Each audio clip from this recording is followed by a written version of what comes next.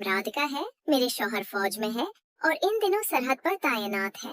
मैं अपने ससुराल में अपने ससुर और नाबीना सास के साथ रहती हूँ।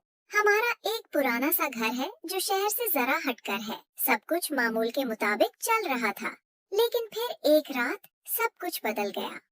एक शाम मेरे ससुर के पैरों में काफी दर्द हो रहा था। मैंने उनसे कहा, ससुर जी आप आइए, मैं मालिश कर देती हूँ, थोड़ा आराम मिल जाएगा। उन्होंने हिचकिचाते हुए कहा, चलो बहू अपने कमरे में कर लेना। मैंने उनका सहारा लेकर उन्हें कमरे में पहुंचाया और खामोशी से उनके पैरों की मालिश करने लगी। कमरा हल्की पीली रोशनी से भर गया था। सास जी बराबर वाले कमरे में आराम कर रही थीं। कुछ देर बाद मैं उनसे इजाजत लेकर अपने कमरे में चली गई, लेकिन पता नहीं क्यों उस रात नींद नहीं आ रही थी। ऐसा महसूस हो रहा था जैसे कोई आहट हो, जैसे कोई मेरे कमरे के दरवाजे के पास चल रहा हो।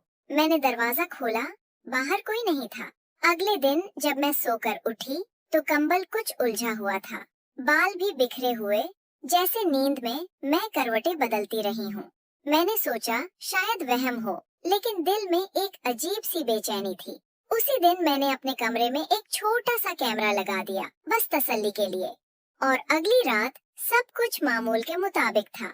सास जी सो गईं, ससुर जी अपने कमरे में चले गए और मैं अपने कमरे में। लेकिन जब अगली सुबह मैंने कैमरा चेक किया तो मेरे होश उड़ गए। वीडियो में साफ नजर आ रहा था कि रात के तकरीबन 1 बजे कोई मेरे कमरे के दरवाजे तक आया। दरवाजा बंद था, लेकिन किसी ने आहिस्ता से हैंडल घुमाया, फिर जैसे किसी ने अंदर झांकने की कोशिश की हो। ये सब सिर्फ चंद सेकंड का था, मगर दिल दहला देने वाला था।